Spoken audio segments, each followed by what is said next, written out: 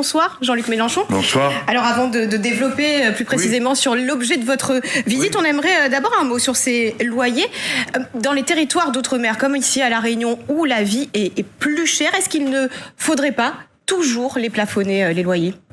Comment ça, toujours déplafonner ? Permettre toujours sans cesse plafonner. que... Ah bon, les plafonner, oui, bien sûr. C'est une mesure cruelle et absurde. Je tiens à le dire, cruelle parce que vous allez avoir un effet de rattrapage. Quelles que soient les paroles qui sont employées, tous ceux qui ont la possibilité d'augmenter vont se mettre à le faire. Et d'autant plus violemment que c'est sans recours. Vous ne pouvez pas dire, comme c'est trop cher, je m'en vais ailleurs. Non, ailleurs c'est pareil, c'est encore plus cher. Donc c'est sans recours, c'est cruel. Et c'est absurde parce que ça fait partie de toute une série de mesures qui abaissent le pouvoir d'achat des familles. Dès lors, les gens qui ont moins de pouvoir d'achat achètent moins pour manger, ils se privent déjà, pour circuler, ils se privent déjà, et donc, d'une manière générale, ils ralentissent l'économie. Donc, tout ça aboutit à un même résultat, ça va plus mal après qu'avant. Et le gouvernement, justement, il veut faire des économies, 10 milliards d'euros. On parle de réformer l'assurance chômage, encore une fois, dans un département comme La Réunion, où le taux de chômage est 2 fois plus élevé que dans l'Hexagone. Est-ce qu'on peut se permettre de faire des économies ? Je rejoins votre question dans ma réponse. C'est que là encore, c'est cruel et absurde. Alors, c'est absurde parce que le régime des allocations n'est pas du tout à découvert. Il est même il marche bien, il est excédentaire. Et c'est le moment que le gouvernement décide, hop, on va prendre. Il nous manque de l'argent, on le prend là où il y en a. Oui, mais attention, vous le prenez à ceux qui vont le plus mal. Et vous aviez dit, parce que quand on n'a pas d'emploi, il est rare qu'on soit content de sa situation.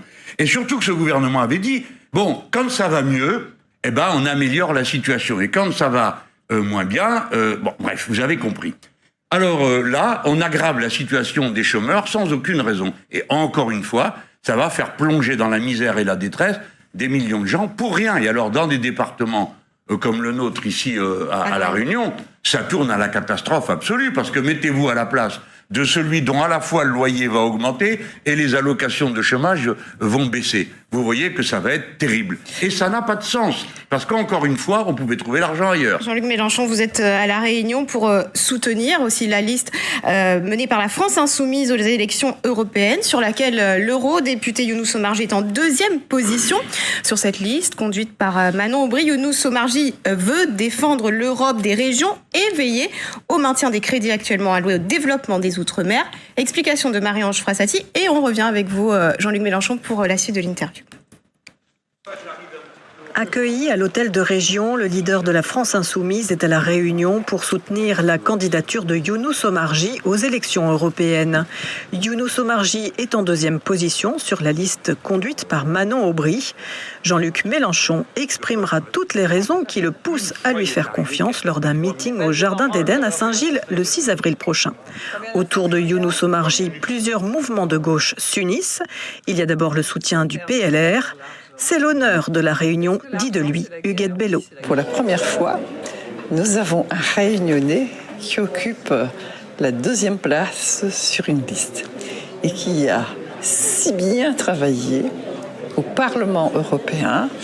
Et La Réunion a besoin d'Europe, puisque nous avons les crédits les plus importants de toute la nation à hauteur de près d'1,4 milliard d'euros.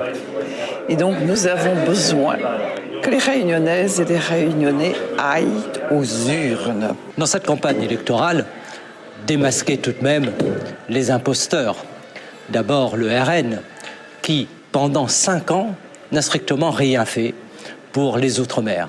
J'ai été de tous les combats, pour la pêche, pour l'agriculture, pour le pouvoir d'achat. Au Parlement européen depuis 2012, Younous Omarjee a œuvré pour la reconnaissance de l'esclavage en tant que crime contre l'humanité. Il gère aujourd'hui 380 milliards d'euros en tant que président de la Commission du développement régional. Son objectif, peser pour que les crédits alloués aux régions ultrapériphériques ne diminuent pas. Opposé à la politique d'Ursula von der Leyen, il est contre les accords de libre-échange et certains le voient comme héritier de la politique que portait Paul Vergès. Il est important, dans ces années troubles où nous avons des problèmes sur les changements climatiques et l'adaptation nécessaire qu'on doit mettre en œuvre pour protéger notre développement et nos populations, il faut absolument que les Réunionnaises et les Réunionnais votent pour Younous Omarjee. A-t-il une expérience en la matière ? Je crois qu'il l'a démontré. Il y a une dynamique aujourd'hui et nous allons avoir le seul Réunionnais qui sera élu. Entouré de la gauche rassemblée, Younous Omarjee est en position d'être élu. Lui, pour qui l'insularité n'est pas un enfermement, mais une ouverture, accueillera la tête de liste Manon Aubry en mai prochain. Voilà pour la liste menée par la France Insoumise. Jean-Luc Mélenchon, votre adversaire aujourd'hui, c'est le Rassemblement National.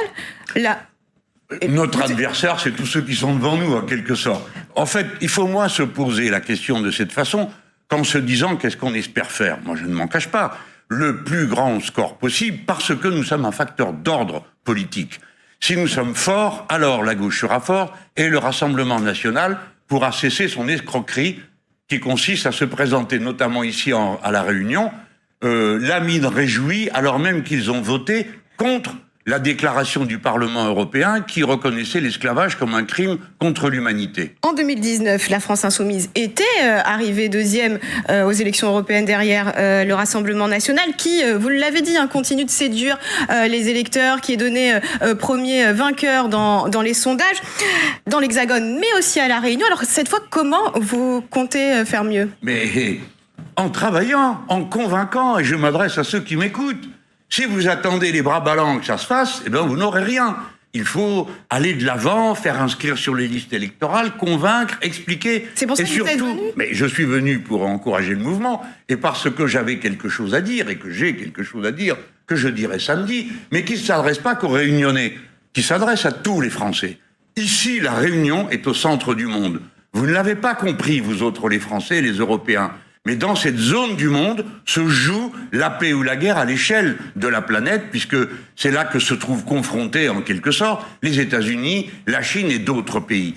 Dès lors, il y a un enjeu à cette élection. Et je veux dire clair et net. Si vous voulez la guerre, si vous aimez la guerre, un petit peu, beaucoup, moyen, alors ne votez pas pour nous. Nous votons pour la paix, que ce soit à Gaza, en exigeant le cessez-le-feu immédiat et la punition des criminels de guerre, en Ukraine, en proposant le plan de paix que nous avons fait, et dans cette région du monde. Il faut entendre que c'est ici que la guerre pourrait éclater et devenir mondiale dans une confrontation qui échapperait à tout le monde. Évidemment, Gaza, la guerre en Ukraine, ce sont des sujets qui préoccupent aussi les Réunionnais, mais vous l'avez vu dans nos reportages. Ici, c'est le vivre ensemble qui semble être menacé. La communauté mahoraise est pointée du doigt, la délinquance est en augmentation. Comment ramener cette paix ici, selon vous ? Bon, d'abord, la situation est insupportable et il faut le dire sans détour. Bien sûr, nous, les gens de gauche, on est toujours portés à la solidarité et nous le restons. Mais il ne faut pas que l'on puisse croire d'une quelconque manière que notre discours serait de dire ceux qui n'ont déjà pas beaucoup, il faut qu'ils partagent. Je ne vois pas pourquoi la Réunion, toute seule, devrait faire mieux que 100 départements français. Ce n'est pas possible, ce n'est pas acceptable et je comprends que les Réunionnais ne l'acceptent pas. C'est donc vers l'État qu'il faut tourner sa colère, et pas contre les malheureux Mahorais ou je ne sais qui. Le Front National va venir vous dire que c'est de la faute des musulmans, j'imagine, comme d'habitude. Il n'existe pas de problème sans solution. Il existe des solutions sans volonté. Et le gouvernement ne fait rien, laissant la situation s'en aller. Mais je vous mets en garde, les Réunionnais. Si vous vous faites pas entendre fort dans votre bulletin de vote, il va vous arriver ce qui est arrivé à d'autres. C'est-à-dire qu'à un moment donné, la situation est tellement dégradée qu'on ne sait même plus comment la reconstituer. Il vous faut donc prendre les bonnes décisions et tourner votre colère du bon côté, c'est-à-dire contre M. Macron. Donc, c'est dans les urnes que ça se joue. L'élection européenne 2024 prépare l'élection présidentielle 2027. C'est vous qui l'avez dit. Est-ce que vous y préparez personnellement ? Je ne sais pas qui ne s'y prépare pas en ce moment. Eh bien moi, comme les autres, je veux dire, j'y travaille en préparant les conditions politiques. Respectons les gens qui nous écoutent. Ils sont intelligents, ils regardent, ils observent avec finesse, beaucoup plus de finesse que ne le croient souvent les grands analystes politiques des plateaux parisiens. Et les gens voient bien que le résultat qu'on aura à la sortie de cette européenne va en quelque sorte peu préfigurer celui de 2027. Alors, si l'on veut qu'en face de Madame Le Pen, il y ait à nouveau Monsieur Macron, on sait ce qu'il reste à faire. Mais si on ne veut pas de ça, et qu'on veut une solution de la gauche, mais la gauche, pas quelque chose qui a un produit qui ressemble, mais qui ne l'est pas. Eh bien, il faut que la liste que conduit Manon Aubry et Younous Omarjee soit la plus forte possible. Je pense que tout le monde comprend un raisonnement comme celui-ci. Et comme je l'ai dit une fois tout fort et tout, on a dit, oh, cet homme, il est en train de nous dire... Quoi? Je dis la vérité, c'est tout. Et voilà ce dont je me vante. Je vous dis la vérité. Les gens, si vous nous placez en tête, vous aurez un 2027 différent de celui qu'il vous prépare. Merci, Jean-Luc Mélenchon. Moi, je vous remercie de m'avoir reçu. D'être venu ce soir sur le plateau de Réunion La Première.